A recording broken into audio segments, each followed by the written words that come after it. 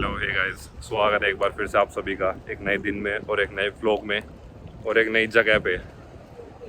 टडा। अच्छा, मैं एक सिंपल सा क्वेश्चन पूछता हूँ, इंडिया के कितने आइलैंड्स हैं? मतलब मैं इंडिया से इसलिए रिलेट कर पाता हूँ हर व्लॉग में क्योंकि वहाँ पे मतलब हमें पता रहता है और हम वो चीज़ें एक्सप्लोर करते रहते हैं खुद से। तो नॉर्मली कोई मुझसे पूछेगा, मैं तो बोलूँ एक तो लक्षद्वीप आइलैंड्स हैं, जो ग्रुप ऑफ आइलैंड्स हैं उनको हमने नाम देके वो कर रखा है। Same goes for Andaman and Nicobar, जहाँ पे पोर्ट ब्लेयर वगैरह अलग अलग है और उनको हमने एक पर्टिकुलर नाम दे रखा है और ग्रुप ऑफ आइलैंड्स को वो कर रखा है। अभी फ़िलहाल मैं एक ऐसे देश में हूँ, एक ऐसी जगह पे हूँ। पहली चीज़ तो आपको पहले आज हाई टाइड दिखाता हूँ कितनी ज़्यादा है। ये देखो, ये पीछे क्रूज़ खड़ी है।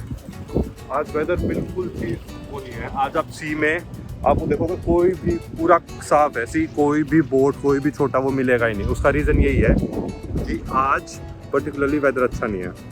और दूसरा मैं बोल रहा था कि इस पर्टिकुलर जगह के अगर आप पीछे देखोगे एकदम बैकग्राउंड में दिख भी रहे होंगे, शायद नहीं दिख रहे, हाँ देखो इतना लाइट जा रही है, बट ये पीछे बहुत सारे आइलैंड्स हैं। इस पर्टिकुलर कंट्री के सोचो कितने आइलैंड हो सकते हैं? 10, 20, 30, 50, 100, 200 हो जाएंगे। इस पर्टिकुलर कंट्री के 1244 आइलैंड्स हैं।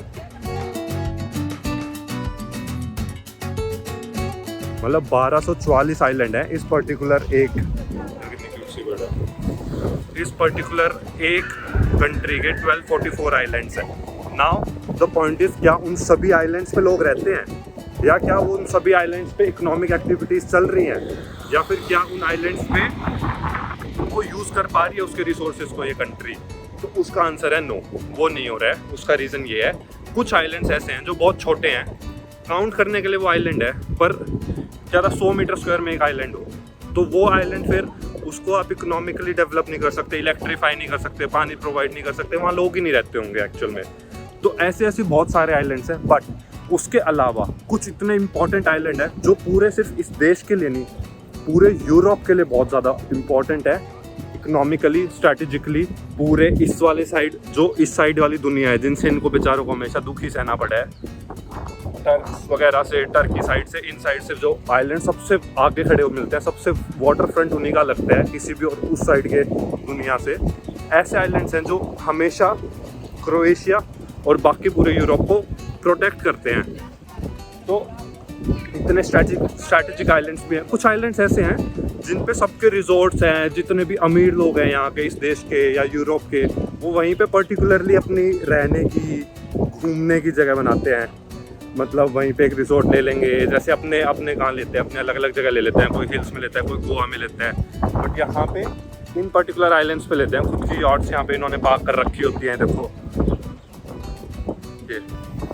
उसके अलावा एक आइलैंड ऐसा है जो थोड़ा यूनिक है और काफ़ी बढ़िया है, वो सेफेस्ट हार्बर इन यूरोप बोलते हैं उसको।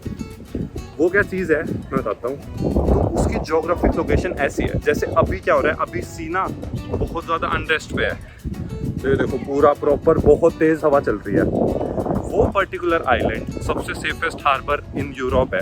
तो जितने भी अमीर लोग हैं इस पर्टिकुलर मौसम में जो सेल नहीं करते, वो अपनी शिप को या अपनी यॉट को वहाँ पे पार्क करते हैं। उसको सबसे सेफेस्ट हार्बर बोला जाता है इन्हीं पर्टिकुलर रीजंस की वजह से। ये तो चलो फिर भी एक दो दिन का है, जो पूरा बारिश का टाइम आता है या वैसा टाइम आता है जहाँ पे आपकी शिप को मतलब डैमेज हो सकती है पानी में है, क्योंकि ज़्यादा हाई टाइड्स हैं या ऐसा कुछ है, तो वो सबसे सेफेस्ट है, इसलिए लोग वहीं पे जाके उसको पार्क करते हैं। उसके अलावा जैसे हवार आइलैंड है, वो तो पूरा एक मिलिट्री के लिए आइलैंड बना हुआ था कि यहाँ से पूरी मिलिट्री ऑपरेशन चलेंगी। 200-250 किलोमीटर की जो पूरी कोस्ट लाइन को इन्होंने प्रोटेक्ट कर रखा था, वो वहीं से कर रखा था। तो बेसिकली हर एक आइलैंड का अपना खुद का एक काम है।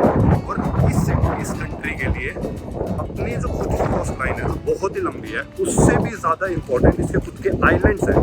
तो ये काफ़ी ज़्यादा फैसिनेटिंग चीज़ लगी थी मुझे कि यार कितनी बढ़िया चीज़ है। मतलब एक कंट्री के लिए सिर्फ उसका मेन लैंड नहीं, उसके आइलैंड ही उसे प्रोटेक्ट कर रहे हैं, उसके आइलैंड ही उसको बिजनेस प्रोवाइड कर रहे हैं, उसके आइलैंड ही उसके लिए पूरा इकोनॉमिक एक्टिविटीज़ कैरी आउट कर रहे हैं कि आपके टूरिस्ट पूरे यहाँ से कहीं चल जाओ, आप ऑनलाइन देखोगे कि मुझे इस सिटी से यहाँ जाना है, वो आइलैंड दिखा देंगे कि आप यहाँ से फेरी से यहाँ जा सकते हो, फेरी से यहाँ जा सकते हो, जो काफ़ी अलग है, काफ़ी बढ़िया भी है। तो ये वाला व्लॉग मैंने स्पेसिफिकली इसी चीज़ के लिए बनाया था कि एक ऐसा कंट्री जहाँ पे 1244 विच इज़ 1244 आइलैंड्स हैं, और उन आइलैंड्स को ये इतनी बढ़िया तरह यूज़ कर रहे हैं। कुछ आइलैंड्स पे ऐसे छोटे छोटे गांव बना रखे हैं, कुछ आइलैंड्स पे कुछ बना रखा है। इतना सुंदर इन्होंने पूरा पोर्ट्रे कर रखा है, इतना सुंदर इन्होंने पूरे आइलैंड्स को मेंटेन किया हुआ है। ऐसा नहीं है कि उनको रिसोर्सेज नहीं पहुंचा पा रहे हैं। माना ये अगर आप पढ़ोगे ना, ये कंट्री इतना बढ़िया इकोनॉमिकली कर नहीं रही है, मतलब जितना ये कर सकती है या करना चाहिए। उसका रीज़न बहुत सारे रीज़न है। पहला तो ये हमेशा वॉर पे रहते थे और इनको हमेशा दुख ही सहना पड़ा है काफ़ी ज़्यादा हर एक चीज़ को लेकर। बट उसके अलावा भी मतलब इतना बढ़िया इकोनॉमिक यहाँ पे मैंने देखा है कि जो एवरेज एज है लोगों की, बूढ़े हैं वो, मतलब बूढ़े मैं बोलूँगा एज इन वे एल्डरली हैं। अपने वहाँ पे जैसे इंडिया में क्या अपने यंग पॉपुलेशन बहुत ज़्यादा है। अब मुझे यहाँ वहाँ पे बोलते हैं कि भाई ये बहुत ज़्यादा प्रो है। यहाँ की और चीज़ वो रियलाइज़ होती है कि हाँ यार ये तो सही में बहुत ही ज़्यादा एसेट है, बहुत ही बड़ा एसेट है अपनी कंट्री के लिए, तो शायद इन देशों के पास नहीं है। और जो ये अभी आने वाले टाइम पे इन्हें और भी ज़्यादा इस चीज़ पे फोकस करना पड़ेगा और इस चीज़ को ये रियलाइज़ करेंगे कि ये कितना गलत हो रहा है इनके साथ। तो यही था, इस पर्टिकुलर व्लॉग को मैं और ज़्यादा लंबा नहीं खींचूंगा और इसमें मुझे यही सब डिस्कस करना था। और फिर ऐसे ही व्लॉग बनाते रहते हैं, कोस्टल एरिया को एंजॉय करते हैं, नई नई सिटीज़ को एंजॉय करते हैं। अभी बहुत ज़्यादा विंडी है इसलिए मैंने स्वेट शर्ट पहन ली थी। और फिर आगे चलते हैं, एंजॉय करते हैं। कोई भी सजेशंस हैं, कुछ भी है मुझे बताना, पर्सनली मैसेज कर देना या फिर वैसे कमेंट कर देना, जो भी मुझे बताना। कुछ भी चेंजेस हैं, जो भी मैं बेटर कर सकता हूँ, जो आप मुझे सजेस्ट कर सकते हो, या कुछ जो मैं अच्छा कर रहा हूँ, वो सब चीज़ें। और ऐसे ही बने रहो साथ। मिलते हैं अगले ब्लॉग में। Thank you so much guys.